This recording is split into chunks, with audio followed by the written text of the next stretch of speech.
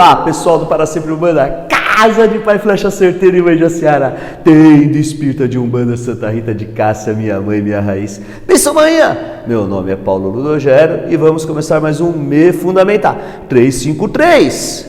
Salve Orimar, salve a bênção dos orixás. Salve! Eu louvo Mãe Ansã, eu louvo Mãe Emanjá, eu louvo o povo das águas, todo o povo de Orimar.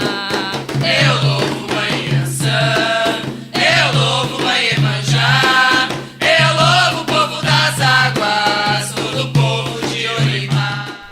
Sejam bem-vindos ao Me Fundamenta 353. Conforme eu prometi, hoje eu vou falar sobre o gráfico das cores e o gráfico das danças dos orixás, dos trejeitos dos guias, por que mudam os trejeitos. Então eu não sei se vocês estão conseguindo enxergar, eu vou falar aqui para vocês, ó. Aqui eu tenho frequência positiva e frequência negativa. Tá? Não negativa é frequência ativa e frequência passiva, que vamos chamar de positivo e negativo, mas é ativo ou passivo, ou seja, um irradia, o outro absorve. Tá? Então aqui nós temos o sentido da fé, sentido do amor, sentido do conhecimento, sentido da justiça, razão, sentido da lei ou da ordem, sentido da evolução e sentido da geração.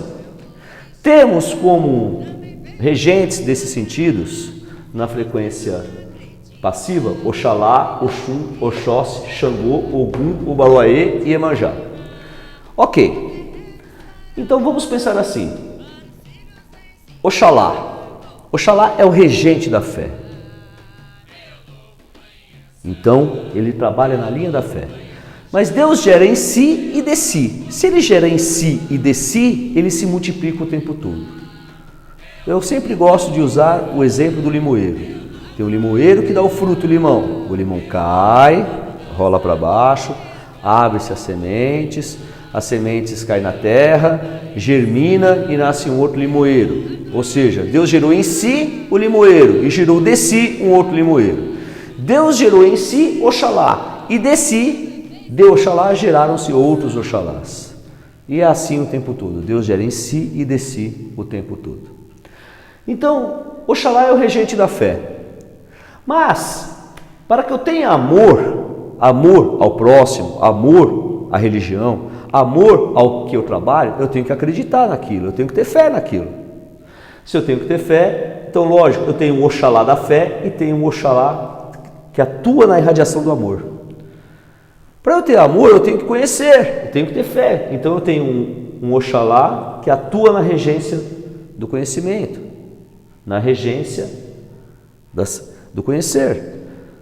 Se eu preciso ter fé, preciso ter amor e preciso conhecer, eu tenho que ter equilíbrio, eu tenho que ter raciocínio para entender. Se eu preciso ter raciocínio para entender, se eu preciso ter equilíbrio, eu tenho um Oxalá da fé no meu raciocínio. Eu preciso ter uma ordenação, eu preciso ter uma direção, um sentido para onde seguir. Então eu tenho que ter fé no sentido que eu quero seguir. Eu preciso ter fé que com tudo isso eu vou conseguir evoluir, eu vou crescer, vou acrescentar. Então eu tenho fé no que eu acredito, no que vou evoluir. A partir daí, eu tenho que gerar novos conhecimentos e gerar para todos os outros. Eu tenho que ter fé que posso gerar. Com isso, eu tenho 7 Oxalás se multiplicando, a vibração de Oxalá se multiplicando. E se ela se multiplicou, acontece o mesmo com outros.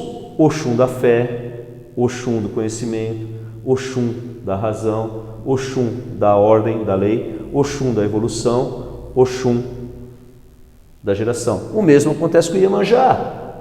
Iemanjá da geração, Iemanjá da evolução, Iemanjá da ordem, Iemanjá da justiça, Iemanjá do conhecimento, Iemanjá do amor, Iemanjá da fé. E assim com todos os orixás.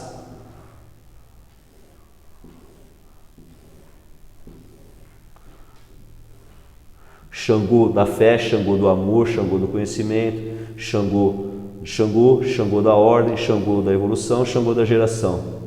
Ogum da fé, Ogum do amor, Ogum 7 cachoeiras, Ogum da fé matinata, Ogum do conhecimento, Ogum rompe-mato, Ogum das matas, Ogum 7 pedreiras, Ogum Sete Espadas, Ogum do Cruzeiro, Ogum Marinho, a ordenação divina no fundo do mar.